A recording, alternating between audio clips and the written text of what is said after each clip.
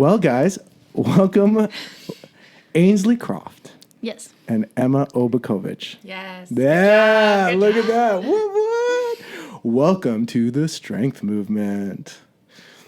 The Strength Movement is a new podcast dedicated to our patients and the awesome things that they do.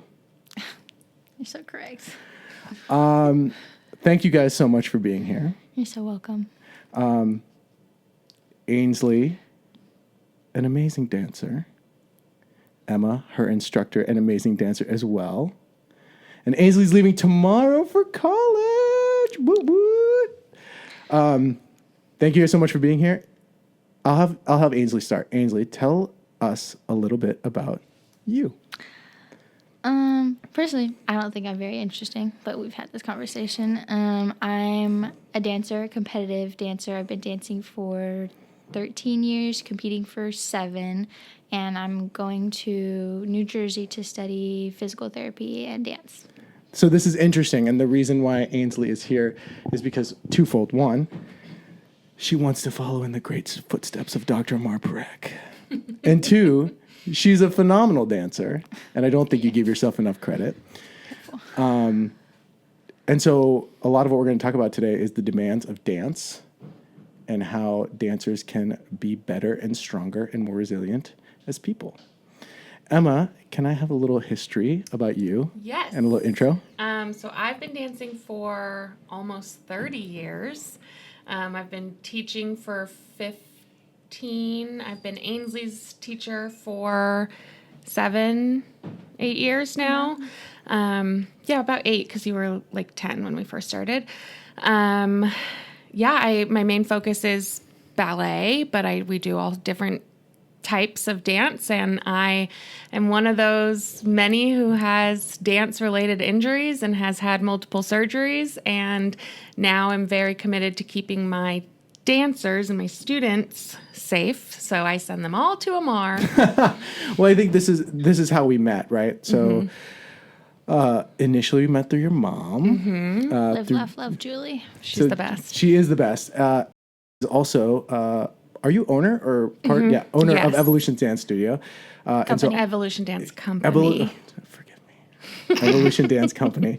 And so I first met through your mom, and then just learning, like, obviously my approach as a PT is a little bit different. They'll focus more on strength and resilience and like higher level athletes. And then we first started chatting and then building this little relationship, which is great. What got you into dance and athletics 30 plus years ago? Well, I was 3, so my mom. But I really stuck with it because I am kind of type A. I'm very like mathematical, and there's a right and a wrong when it comes to dance, at least when I was training, and especially in ballet.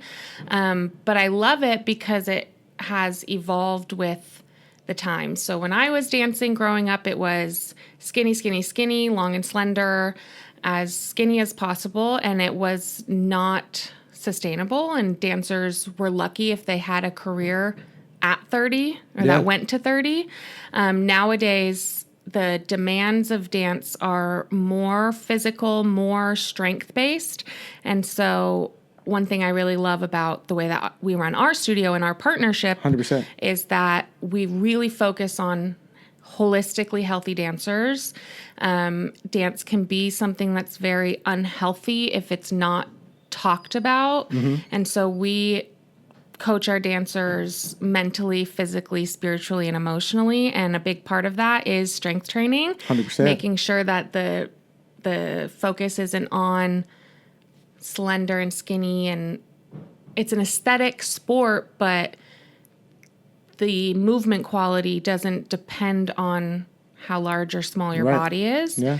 And so being able to have that partnership with you guys and send my dancers over keeps them strong and healthy. And now it's not unheard of to have dance careers into your 50s. It's incredible. And to be fair, it was the coolest part. I remember when I first met you, Emma, was coming into your studio and there's a gym on the bottom floor. Like, unbelievable. Yep. We have 3 studios, and one of them is our dedicated gym. So we have kind of compact versions of all the things our kids would need. And Everything. Julie, Mama Julie, runs our strength and conditioning program. She's certified personal trainer, Olympic weightlifter, all All the that good things. stuff. And So would you say that like we're kind of with old school, new school with regards to like dance here? Like you grew up, and when you started learning dancing, it was a little different because the focus was more on the aesthetic appeal of the dancer and small, slender, skinny, absolutely all the things. And now it's more about the things that those dancers can actually do. Yes. And I think we see, I'm going to talk gymnastics a little because we just had the Olympics and it's such a big deal. And those girls are doing such a great job of advocating for that in their sport. Yeah. And it went on similar tracks in the 80s and 90s into the early 2000s. It was about a small, short career, and your mental health didn't matter. Yep. Your physical health really didn't matter. Yeah. I mean, I remember competing during competition season, going on stage and doing solos in the Nutcracker with broken ribs. And Really? it wasn't a question of if I got on stage. It was You were just going to do it. I just did it. There wasn't a thought to the opposite. Learn something new. I had mono and I broke a rib coughing. And the minute Wait. You were that frail. Yes. Like, yeah. and I don't mean to use that term negatively. It's true. And we can talk about my injuries that I've been dealing with. But because the focus was on looks and skinny and that, like, that was the era of Kate Moss and weighing 90 pounds. And I had it along with many girls that I knew growing up, and thousands of girls had a really horrific eating disorder, and I wasn't fueling my body and I wasn't strengthening my muscles. So I was so frail. I had mono. I was out for about 6 months. I broke a rib coughing, and then with mono, your spleen engorges, and so you can't do a lot of stuff. I was still, as soon as I wasn't contagious, I was back in the studio, and I just wasn't allowed to be lifted until I got doctor clearance that my spleen was back to a normal size. So I was dancing with mono as soon as I could, and then it was like I didn't even tell my teachers that I broke a rib because it wasn't a question. You hear stories about and it was like very much, and there's a reason. Before, like you had said, gymnastics is kind of like a good parallel because I do work with a lot of gymnasts as well. It's a similar story of like in the past, the max age was like 20. Yes, there was 12-year-olds in the Olympics. And now, I mean, how old is Simone? She's 27? Yeah, that's a huge difference. And to have dancers in their 50s now. So Ainsley, new school. Yes. When did you start strength training with Julie and Emma and all that stuff? Was that your first introduction to like strength training and dance, or were you dancing before? I mean, it's kind of complicated. It wasn't full body strength training because point is such an important part of ballet. It was a lot of ankle, foot, and like calf strength training, and just making sure that like we wouldn't break an ankle going up, but it wasn't really anywhere else on our body. It was just making sure that we could get up in our shoes, and then everything else just had to be like regular ballet training. And then 3 years now? Well, we're going into our 5th season, so 4 or 5 years ago. Yeah, like 4 years ago, whenever I joined, we started doing Julie does. strength training. I don't know. Julie trains every single dancer. Yeah, Which is like amazing. it's mandatory if you're on the competition team, and people who aren't on the competition team also take the strength training just because it makes them a better, healthier dancer. Better help. And we fold it into our regular classes too. Yeah. So like Ainsley was kind of saying, especially for ballet dancers, it was take as much ballet as possible, which has its place for sure. Right. And naturally you will get stronger in some areas, but then what happens is the muscles that you're not training start to overcompensate or are too weak to compensate if something else gets injured, and then their injuries are exacerbated. And that coupled with the fact that like the muscles that you are using all the time are smaller, and so then they'll get overused, and then you have overuse injuries. So you That was my most common we'll talk one. about your injuries here in a little bit. When you joined Evolution 5 years ago. Okay. What was that like to first strength train and first like enter into that world of like, oh, I have to be resilient too? It was hard. It was during the middle of COVID. We had our auditions in masks, and 6 feet apart. although we like went on to compete the next season like fully in masks, and we were fine during that audition and like those weeks that we were practicing, like it was not good because we hadn't trained our, not only because COVID was new and hard, but because our bodies were untrained to handle anything based off of our previous training. So then after that, we started building muscle and building endurance, and everything just kind of got easier. How old were you when you started? Dance or comp? Comp. 11, I think.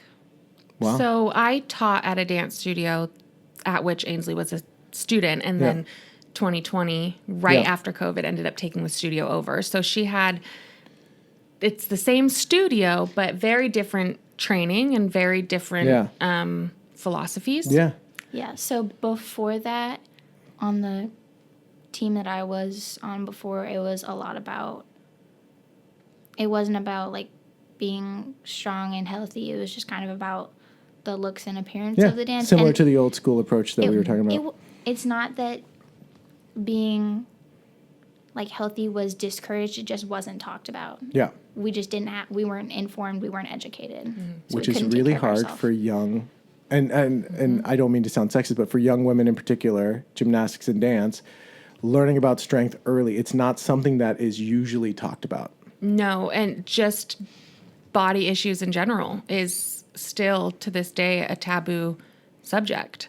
And it's, as young women, we are taught intrinsically and, in your face to hate yourself, to hate your body, but then not to talk about it. So I think I can speak to when I took over and how they kind of, that shift. They did not like it. The students didn't like the strength that I was introducing. I was a good kid. I complained in Ainsley was private. still afraid of me by then, so she wasn't complaining outwardly, but it was, we have to do sit-ups and we have to run and we have to, what are you talking I'm not about? a runner. Nobody likes running. I'm still not a And runner.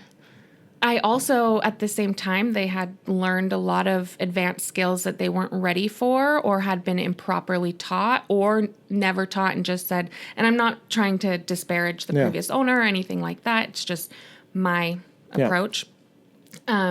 So they had grumps for having to strength train. They had grumps for thinking they had skills that I told them they were no longer allowed to do because they were not strong enough So to do Emma them had to pull properly. you back. I don't think or not that I remember personally, but I definitely remember her addressing us as like a group and saying like, hey, like you've been trained in some of these things, like Alice Cone turns, but your training is improper, and I want you guys to have sustainable turns and get better at them, so we need to train them this way instead of teaching yourselves. Emma sounds smart. Sounds like she knows what she's doing. And not for nothing, it's because, and Ainsley and I have talked about this at length, is like the demands of dance are so high with regards to like how much you guys are using. But I mean, I remember when Ainsley had an injury and I was trying to schedule appointments, and I was like, Ainsley, like, tell me about your schedule. And then between school and the rigors of dance, it was like, there's every single second is accounted for. And like every single day you're doing these high velocity, high skill-based movements that in turn, if you don't have the resilience or the strength to protect yourself from them, the volume with which you do them, you're eventually going to pop. Something's going to break. And it's just because it's high velocity and it's high skill and people mess up. And like you need to build a buffer of resilience in order to like protect yourself. Dancers like Ainsley who want to do this for their life or want to be in a similar field are with me 20 to 40 hours a week. It's a full-time job, and they're kids and they're going to school. So, that's where we wrap in a lot of the mental health discussions. I still am an old school instructor in many ways. Like I still have in my body and in my brain that go no matter what. And so I've had to untrain myself, unlearn those things, and relearn the importance of not only strength training, not only talking about diet and nutrition in a way that isn't shame-based, but knowledge-based, and knowing what your body actually needs, what a fat does, it's not bad for you, what a sugar does, it's not bad for you, what a carb does, it's not bad for you.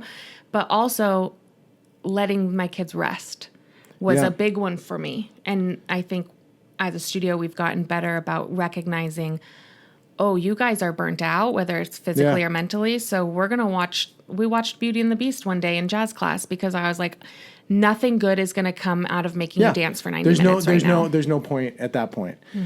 No point at that point. I also credit you guys because there is such a demand and there's so much time, like there is little that they would do on their own time as far as strength. Like you could educate somebody as much as you want about the importance of strength and lifting and like how important that is.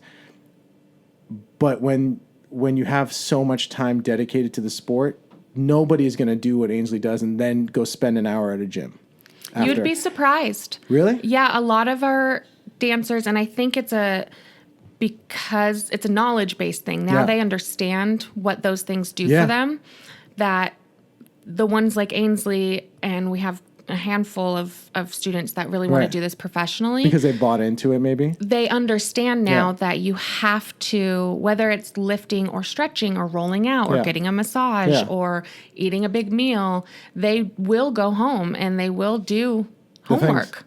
I love the fact that you make strength training mandatory. Yeah. Like, it was kind of like, and that's what I mean. Like, it's like, because then they're bought in. Like, I know that, I don't know about the program you're going into, right, in college.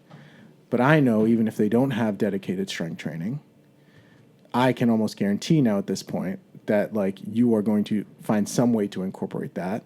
And I think it's because you've been bought in, not by me, but by Emma and Julie, as far as, like, the value proposition has been made, which is like, if I do this, I am better at the sport. And sometimes that buy-in is the hardest part. Like, you have to go through the, as Emma puts it, the grumps of like, why are we doing this? And then let them see the compounding effect that can have. And then you buy into it. It's such a hard thing for dancers to go through, like, conditioning and technique work, because we're in front of mirrors 24/7 when we're working. And because we're staring at ourselves, we can't see differences as well.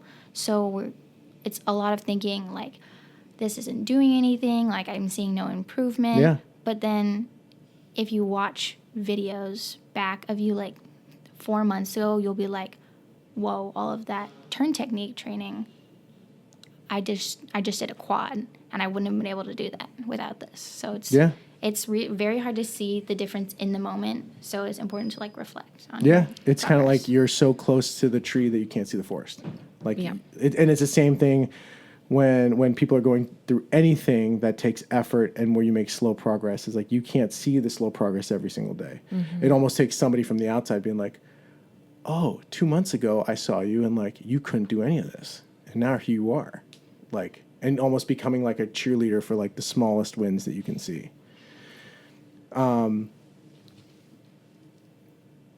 What do you guys think it takes to be good at dance?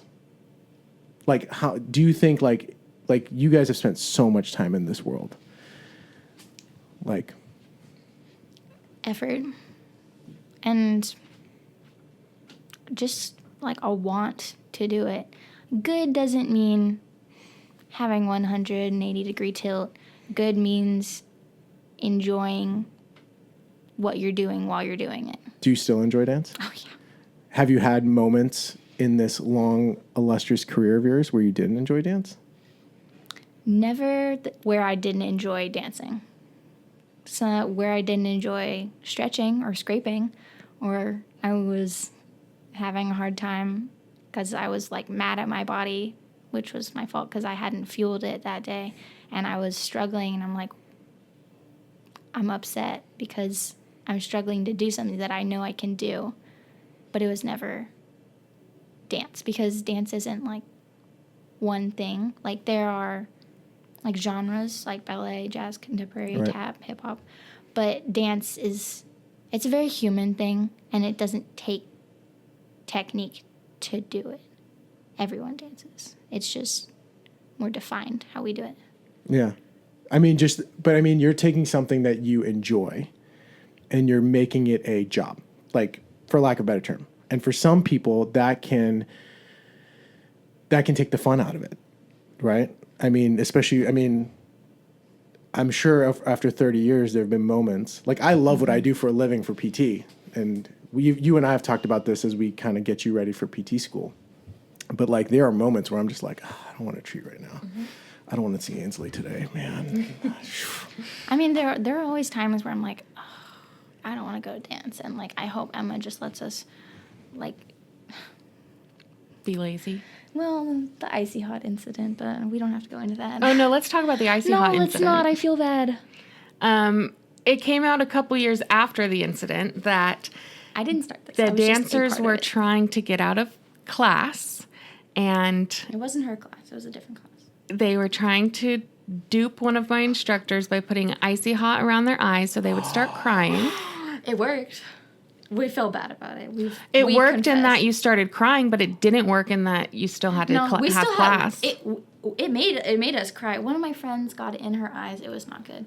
But we still did ballet, so it Wow. didn't. There was no point to it. Actually. But I think it's a silly story, and I give Yeah. them crap for it. But I also think that it is important because it triggers a discussion of how do we,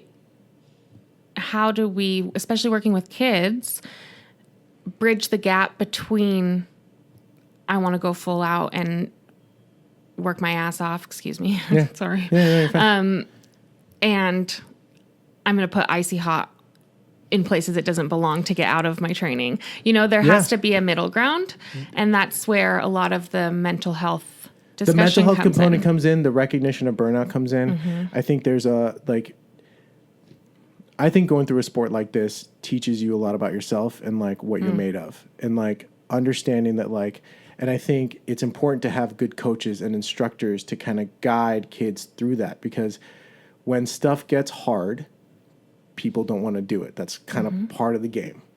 And so, like, having role models that have been through that and can kind of guide you through that of, like, I don't blame you for putting icy hot under your eyes. Like, it only happened I mean, the one time. the stuff I did as a the stuff teenager. I did as a kid to like, get out, I was a rower. now I'm the grown up, so I have to be mad about it. But really, I'm like, oh my God, I probably would have done it. I with was you guys. I was a rower. The stuff I did should've to been get out your of idea. practice or to get out of, like, 2K tests or, like, to get out of, like, anything, like, but sometimes, like, it's being able to recognize, like, I know you guys are burnt. And sometimes it's just, like, the recognition of, like, you want to be great? That's hard. This is what hard feels like, and this is okay. Like, this is what it's supposed to be. And, like, even just having that recognition of, like, I know this is hard because I've been there before. You will get through it, and you're going to be fine. It's, like, all people really need, because sometimes it's about validating the difficulty of the sport. And a lot of our practices, especially towards the end of the season, you kind of get burnt out because all of our coaches are previous dancers or comp kids. I know you guys are tired, but you guys also know that this is important. So we're not asking you to have a happy-go-lucky attitude, but we are asking you to work hard. And then all of us are like, yeah, that's fair. And then we do it. It makes you mature. It makes you an adult. I feel very mature. But I think that that can tie into how I would like to answer the question of what makes a good dancer. Yes. And I don't think it's skill or ability. I think it's being a well-rounded human because, and I tell the kids this all the time, is I had many incredible instructors and professors throughout, and directors and choreographers throughout my career when it came to training me technically, but I didn't have any that I could go to and be like, I am deep in depression and I'm not eating and I hate my body and I'm unhappy and and it's affecting me, and what do? I didn't have that person I could turn to.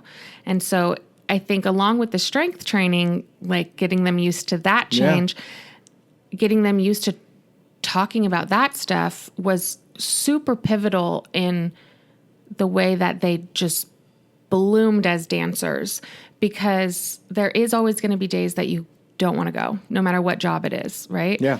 And are you strong in your heart, in your mind, in your body? Are you strong in your mental facilities, even if that means you're not doing well, but you're aware of that you're not doing well? So you can talk to somebody about it. That you can talk to somebody, and then there's always something to be done. I tell them this, I have many mantras in the studio, and one of them is feel your feels and do something about it. So let's cry it out. Let's set ourselves a timer. We're going to let ourselves cry for 15 minutes, or we're going to go get a cup of cocoa, and then we're going to do something about it. Are you upset that you fell out of your turn on stage? Okay, let's be upset. That's okay. Yeah. You're allowed to be disappointed, and you're allowed to be unhappy, and that means that you care about what you're doing. But you can't mope in it. And instead, we're going to go watch film, and we're going to go in slow-mo and say, okay, you fell out of that turn because you were dropping your heel in your releve. So let's find some exercises so that you can feel how to push through it. Let's take actionable steps. Yes. Otherwise, you will get caught up in the icky feelings, and those will get bigger than the good feelings. You will lose your why, and you will no longer be a good dancer. I'm just picturing, I watch a lot of Bluey because I have 2 young kids. And the Bingo falls over and gets hurt. And she goes, have a cry, stand up, dust yourself off, and try again. And it's just like this 100%. moment of like, Cute. you can have the feelings. That doesn't make you wrong in that. And you should feel bad about having the feelings. But then it's about translating that into action. Absolutely. I think that's what makes a good dancer, is having a plan and following it. So, like, coming from old school, so from what I understand, like, recently, in COVID, you guys made a lot of changes to this new style of whatever.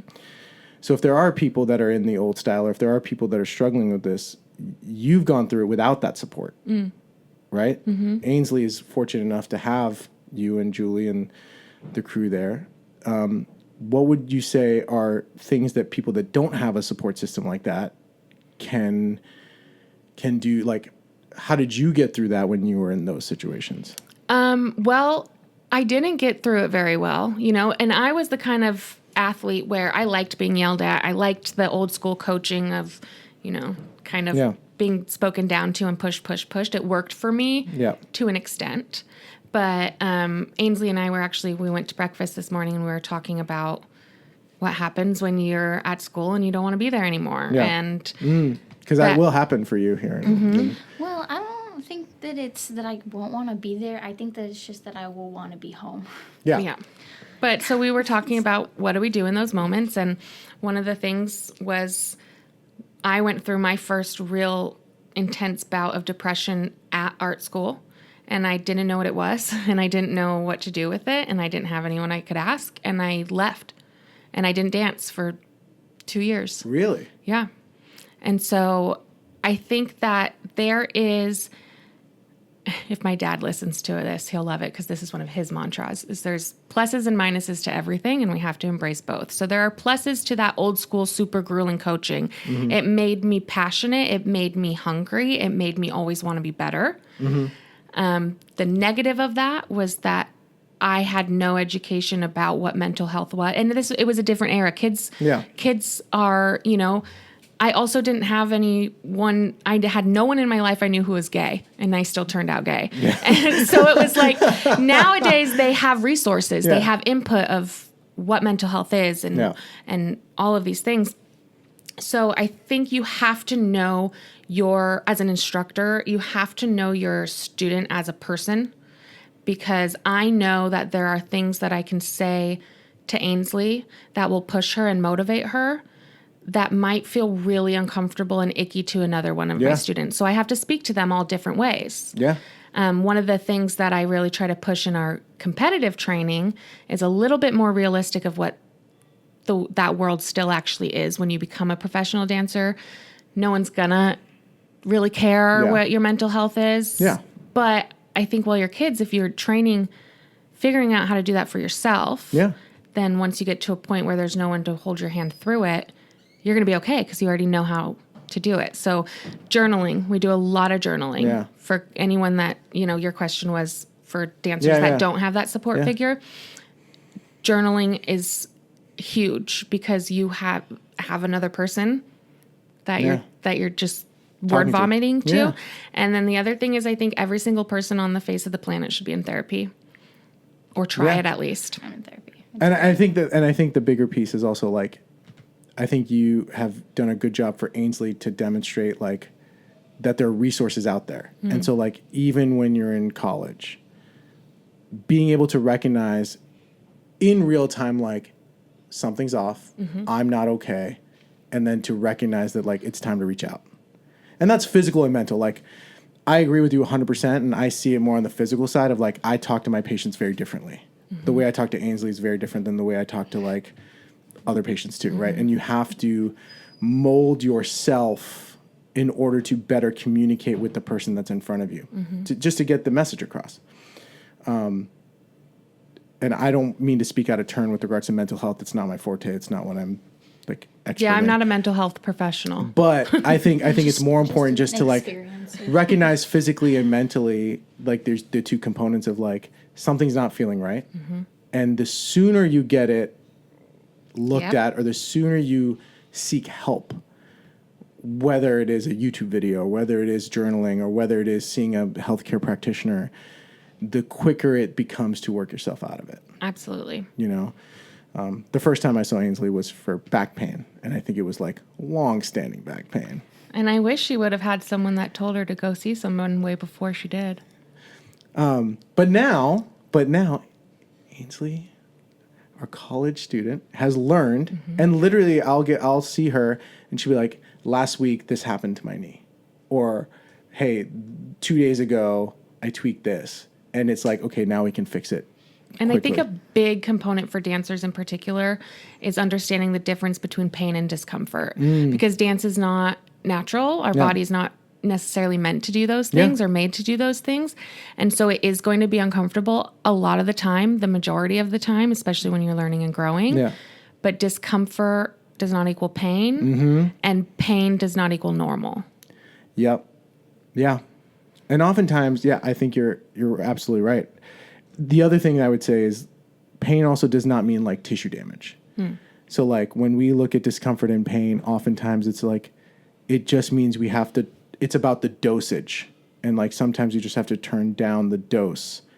That doesn't mean you have to stop the activity. It just means we have to turn down the volume a little bit just so that your body can like adapt in kind. Dancers, sorry, go ahead. Which is interesting because that is not something I've ever done with you. You've always been like, hey, take like a week off dance. And I'm like, no, I don't think so. I'll take The amount of times she's come in and been like, Amar told me I'm not allowed to dance. And I'm like, do I have to stomp myself down there? So many times. Or she's lying to me to get out of class. I think I've said avoid specific movements. When was it?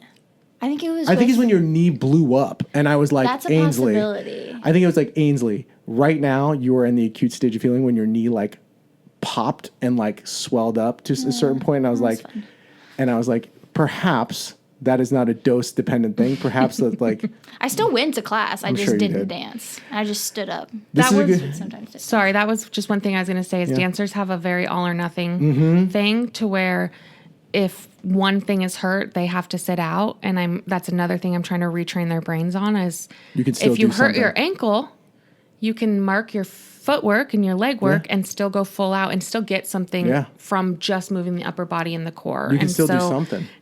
And a lot of times, too, discomfort or pain is poor technique. And so if we take a look at, okay, well, how did you do that movement? We can prevent it from becoming an injury. Yeah. It's a good transition point. Common injuries that we see in I feel dancers. like I have all of them. Upper, middle, and lower back pain because we use our backs a ton. Hip pain, knee pain, ankle pain, Shin shoulder splints. pain. Shin splints are crazy. I have a lot of knee pain, but that's just because I have really long legs, so a lot of my body weight is dependent on that joint and stuff like that. I mean, I notice trends working with dancers of like ankles, low backs, hips in particular. And again, you have to understand that dancing is a levered sport. Long legs, long levers, high velocity, big movements.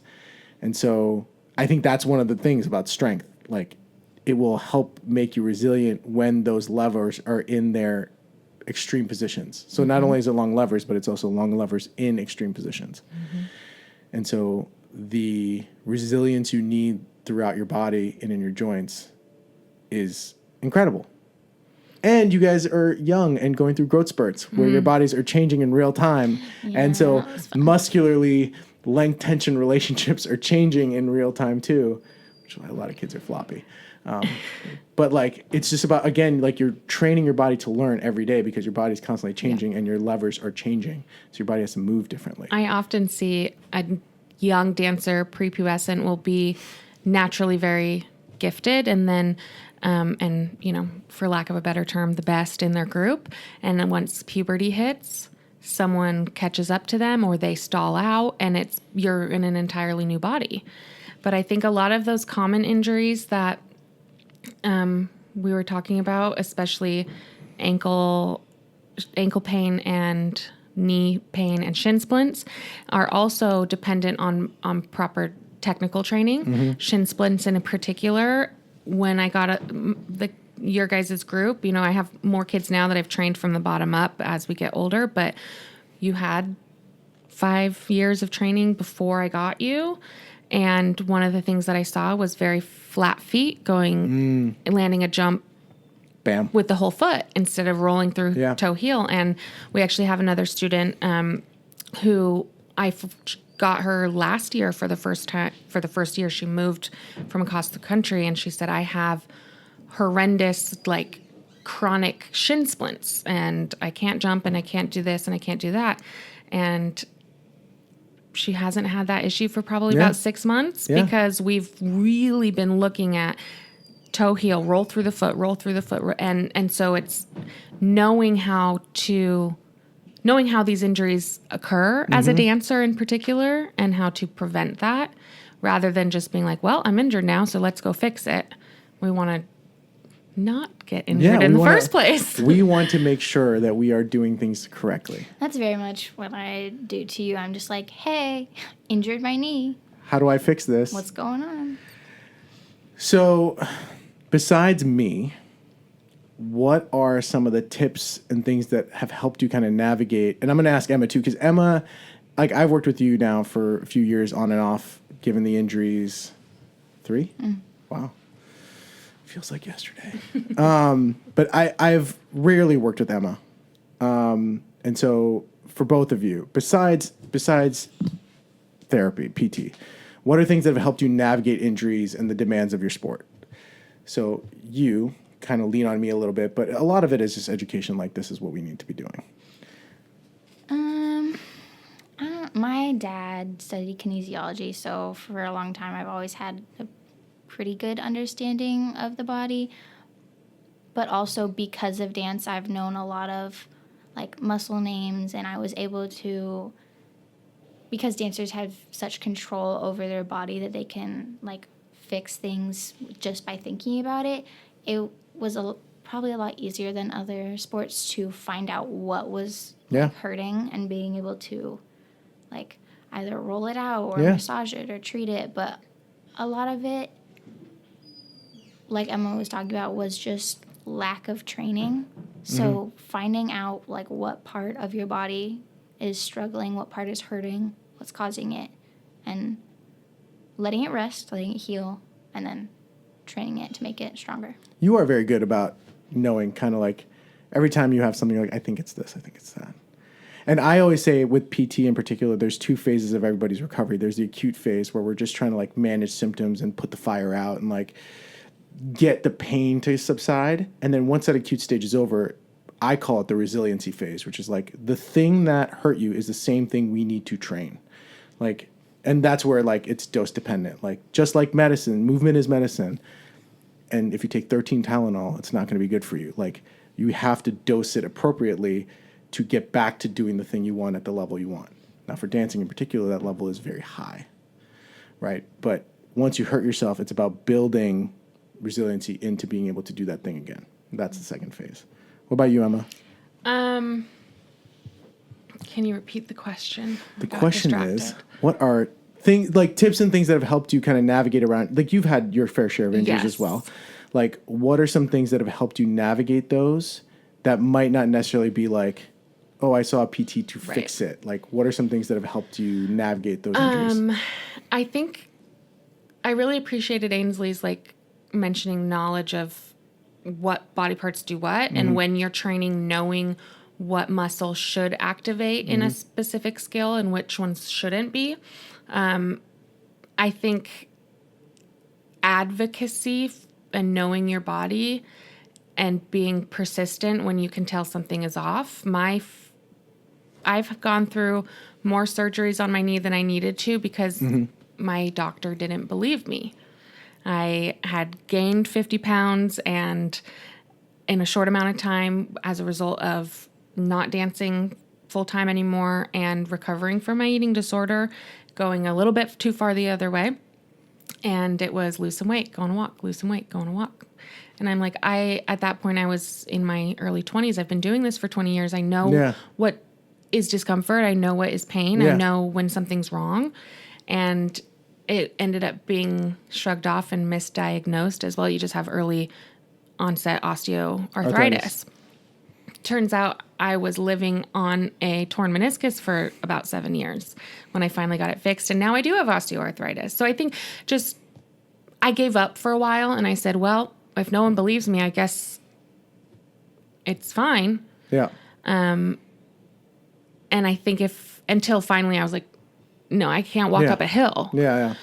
So I think if I had pushed a little bit more when I was younger and said, no, you're not listening to me, things would have gotten fixed sooner. And I also think that being able to understand that just because our body is our instrument in this sport, and I use this analogy with the kids a lot too, is if you were a violinist, you're not going to get angry at your instrument if something goes wrong. But because our instrument is our body, and we're staring at ourselves in the mirror for 10 hours a day, and we're young ladies who are already taught everything is wrong with us societally, that we get mad at our instrument and we take it on as a personal affect that something in my body isn't working the way that it's supposed to. And there was a lot of shame for me as someone who hadn't trained in anything but dance to all of a sudden not be able to do that. I felt like a piece of shit. Yeah. I felt like a loser. I'm not good enough. I'm not going to make it. And it's my fault. And I'm stupid and I'm dumb and I'm fat and I'm ugly and my body doesn't work and I should just go hide in a corner. But if my piano needed tuning, You tune the piano. would I be berating my piano about how worthless it is? Yeah. No, I would fix the problem. It's hard not to internalize it when it's your body. I tell them all the time, you have to have a certain level of disassociation as a dancer, as someone whose instrument is your body, to be able to close your eyes and feel, okay, this is Emma and this is how I feel inside. And then look in the mirror and say, that's not Emma, that's my instrument. So having that separation of self and sport is really important because things can just catastrophize and snowball into a mess that it doesn't have to be if you're able to just separate yourself from it a little bit. I don't know how you do that. I mean, it took a long time.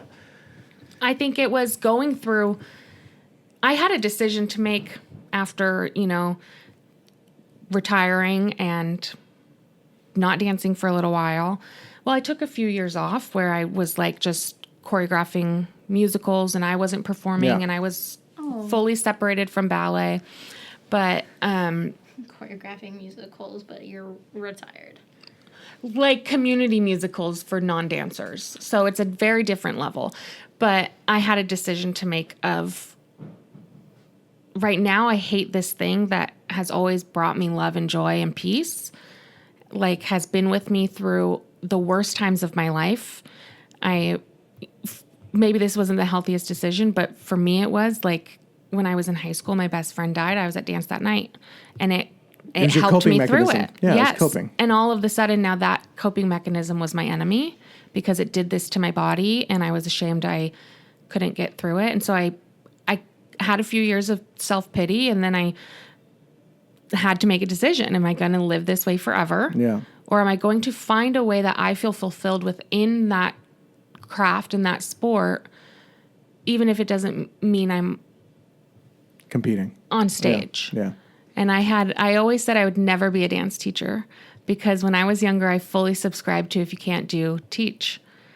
But they're completely different skill sets. And I was a really good dancer. I could have gone a lot farther than I did. I'm a way better teacher than I ever was a dancer. And I find more fulfillment out of that. But it was a fight to decide to let myself find a new love within the love. I always said, I'm going to be famous. I'm going to be on Broadway. I'm going to be a prima ballerina. That's not my path. And do I have some regrets about the way that I went through that process? Yes, because now I know better. But at the same time, I wouldn't have my kids. I wouldn't have my studio. I wouldn't be where I am now. And while I don't necessarily believe everything happens for a reason, I believe that we can make a reason out of everything that happens. So say, I don't know how I did it either, other than I just had to make a choice. I'm going to say this not for the podcast, but more as the person that knows you. I think your legacy is stronger as a teacher than it will be as a dancer. When I decided because before I even decided I was going to buy the studio and take over, I went to school to be a public school teacher, right. High school and middle school. And I still do that kind of on the side sometimes. And it was a similar thing of like, I had one teacher in high school who I didn't have till I was a junior that I could go to and be like, I'm in trouble, help me. Yeah. And she was my drama teacher, and she would take me into the theater and be like, sit down, I'll write you a note to get out. But I didn't have a lot of adults that called me on my stuff and said, why are you smoking pot right now? Why are you doing this? Like, I see you. I see that you're 5'7", 100 pounds. Yeah. And something needs to be done. So anyway, when I decided I was going to be a teacher, I was trying to think of how can I leave the biggest and best footprint on the world that I, in my tiny corner, possibly could. And I figured if I can be that person that I didn't have for one student, then that would be leaving the world a better place than I found it, because I didn't have that. And I got to give it to someone who might not have. And now you can take all the lessons, like everything we've talked about up to this point is like how it and like what I see when I talk to you is not just about like, how do I make better dancers? It's how do I make better humans that dance? And there's a big differentiation between the two. And like I'm going to call you a kid. She is a kid. She's always a kid. Taking kids like Ainsley who are now going to enter, like, for lack of a better term, the real world tomorrow. You're leaving tomorrow with these lessons that she can take to reach out, to know herself, to not just go through dance, but like now I see it, like you're in this perfect world of dance and like you're going to go to PT school, like shit gets hard. And like you're going to have these tools. So like that's what I mean. Like, and Ainsley's one kid amongst however many you've taught in 5 years. Like your legacy as a teacher is going to be way bigger than what you would do as a dancer, or what you would have done as a dancer. And more important. Yeah. Like there are actors and dancers and storytellers that have changed the world. Misty Copeland. Yeah. Like there are plenty. I wouldn't have been that person. Yeah. I probably would have been mildly successful, but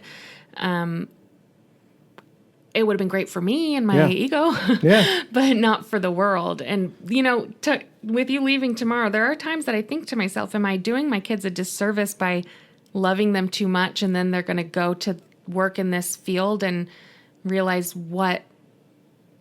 how little people will actually care about them as humans. Nah. And I just remind myself that they're kids.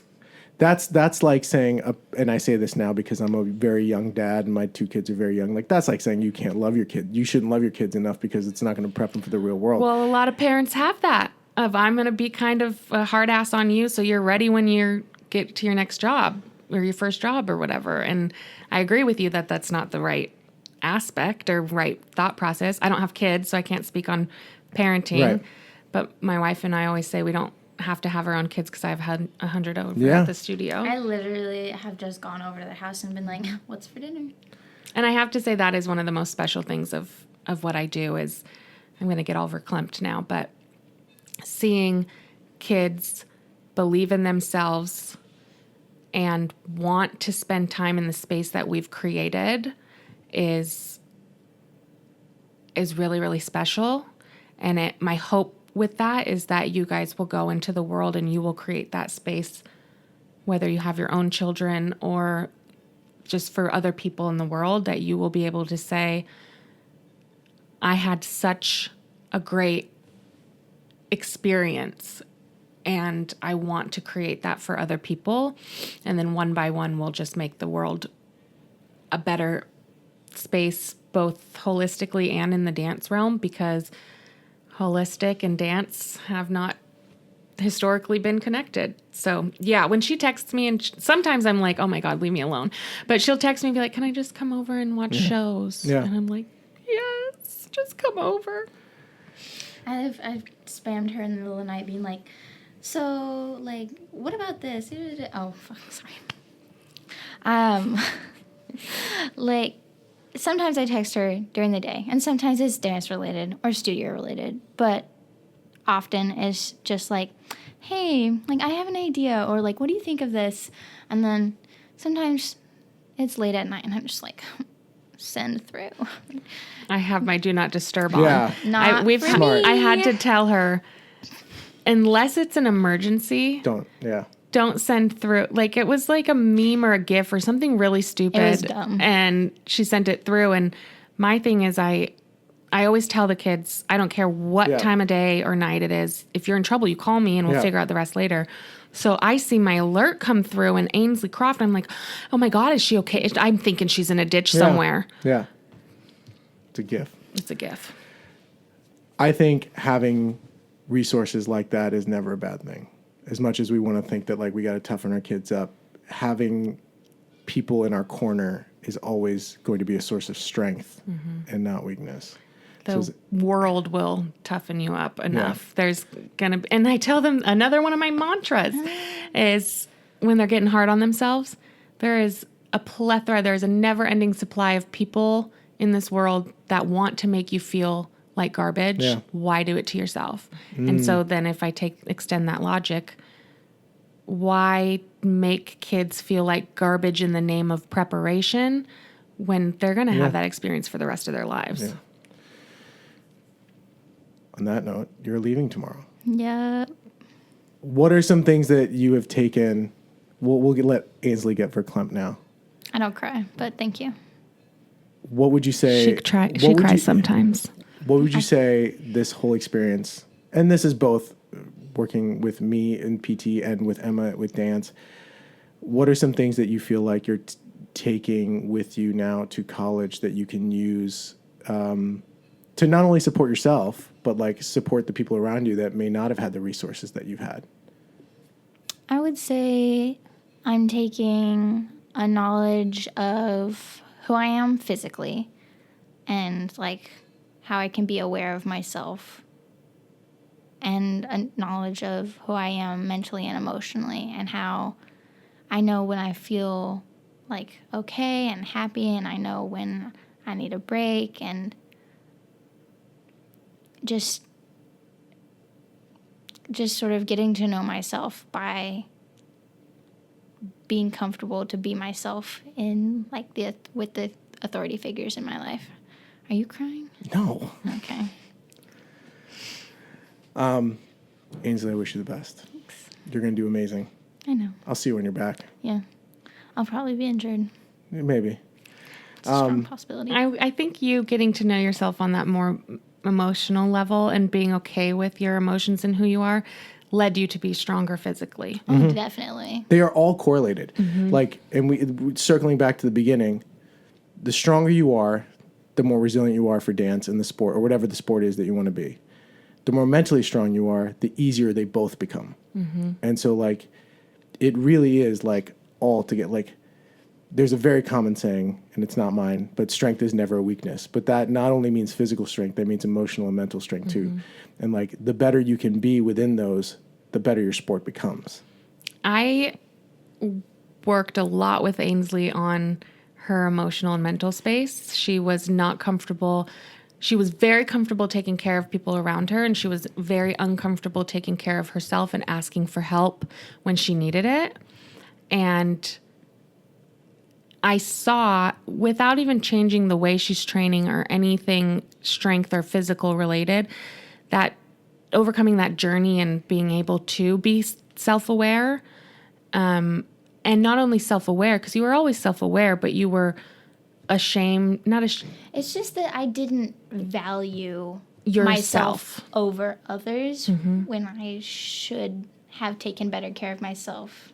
I mean, there's a lot of common sayings here. You can't fill from an empty cup, but We in use the end, that all the time. We use the spoon theory. But in the end, empathy is hard, especially when it comes to showing ourselves empathy. So that made you dance like a whole other person without even taking into account your training. Yeah.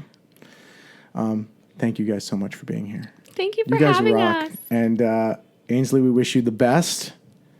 Thank you. And we'll see you guys soon. This is great. Thank you so much. Appreciate your time. And yeah, be strong. You. Thanks. Thank you. Be strong.